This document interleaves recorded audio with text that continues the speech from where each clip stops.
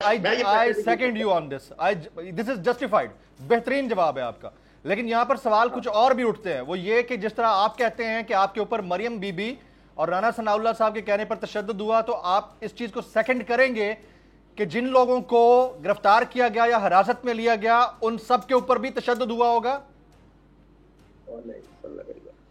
पाकिस्तान के अंदर अब तसल्ली से टोकना ना जमील, बीच में 2 मिनट मैं जो आपको बताऊं। आज अभी डॉक्टर उस्मान अनवर ने, आईजी पंजाब ने प्रेस कॉन्फ्रेंस किया है। जी जी, मेरा जाती पॉइंट ऑफ व्यू ये है, मैं खुद मीडिया पर्सन हूं और सोशल मीडिया के इंतहाई एक्टिव जना मेरे सारे मामलात हैं।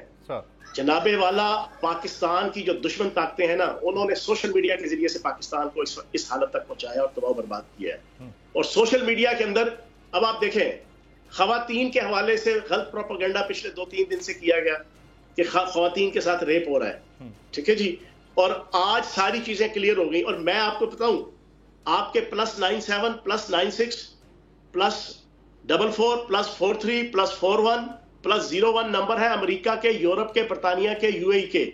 वहां पर मुल्क दुश्मन ताकतों की जो खुफिया एजेंसीज हैं, उनके बंदे बैठे हुए हैं। 1.25 साल से वो पोस्टें बना बना के आर्मी चीफ के खिलाफ, आर्मी के खिलाफ, आईएसआई के खिलाफ, अदालतों के खिलाफ, अदारों के खिलाफ, वो पीटीआई के जनाब ग्रुपों के अंदर डायरेक्ट पब्लिक को, मुझे जनाब दिन में कम से कम 10 पोस्टें आती थी इंतहाई घटिया किस्म की।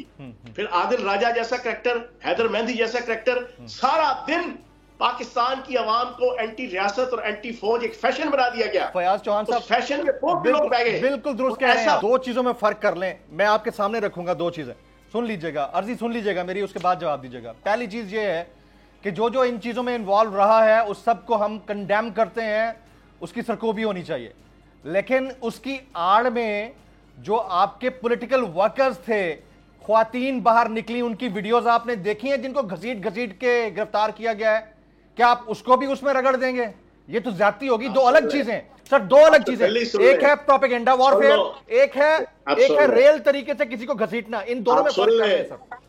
आप सुन ले तसल्ली से, आप टोकिएगा ना। जी जी, आपकी इत्तला के लिए अर्ज है, उन खवातीन को यहां तक किसने पहुंचाया? आपकी इत्तला के लिए अर्ज है, उन खवातीन को अपने कपड़े फेंक के और अपने जनाब दुपट्टे फेंकने की तरफ रागिब किसने किया? आपकी इत्तला के लिए अर्ज है कि उन माओ बहनों और बेटियों को जो आज जेलों के अंदर गल सड़ रही हैं, आज उन शरीफुल नफ्स खानदानों के 70 से 80 हजार खानदान इस वक्त तबाह हुआ है। मेरा सगा भतीजा इस वक्त जेल में है। किसने किया सर? का टॉपर है, टॉपर। किसने किया? किसने किया? नाम बताएं, नाम बता दें। मैंने आपको क्या बीच में ना टोके सर, नाम बता दें किसने किया ना। अभी पूरी सुन ले ना, नाम लें उसका। इस तरह ना करें, मैं प्रोग्राम आपका इस तरह नहीं चलेगा। देखो मेरी बात सुन लो, मैंने आपसे पहले कमिटमेंट ली थी कि गुफ्तगू अच्छे तरीके से आगे लेके चलिएगा। सर मैं तो पूछ रहा हूं, नाम बता देना, उस बंदे का नाम कह दें कि इसने उनको रागिब किया, नाम ले दें। तुम तो लो ना यार, बीच में तसल्ली से सुन लो। हाँ, तसल्ली से सुन लो जमील।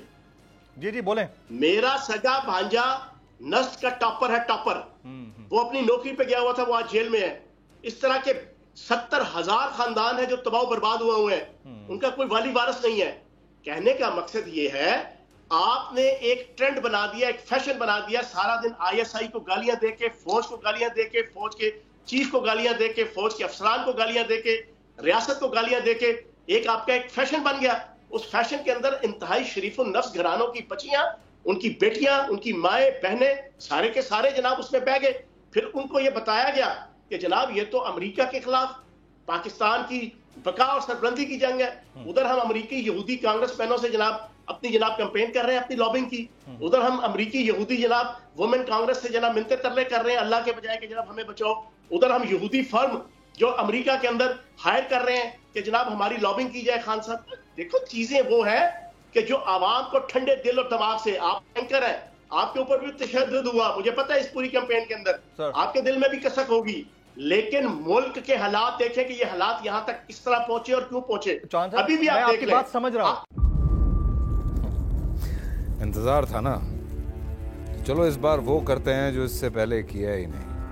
किस्मत की आंखों में आंखें डाल के जीतना होगा। सब में है शेर जैसी राह, जर्रा जर्रा भी हर कंटेस्टेंट को लगेगा पहाड़। लड़खड़ाना नहीं है, खोल दो अपने पंख अगर आसमान छूना है। अबे लग रहा है ये सब पहले भी कहीं सुना है। एंटरटेनमेंट की गारंटी जनाब, क्योंकि यहां खेलोगे कूदोगे तो बनोगे नवाब। खुश रहो पाकिस्तान। खुश रहो पाकिस्तान बुध और जुमेरात शाम 7 बजे सिर्फ बोल एंटरटेनमेंट पर। सब्सक्राइब करें और बेल दबाएं ताकि कोई खबर रह न जाए।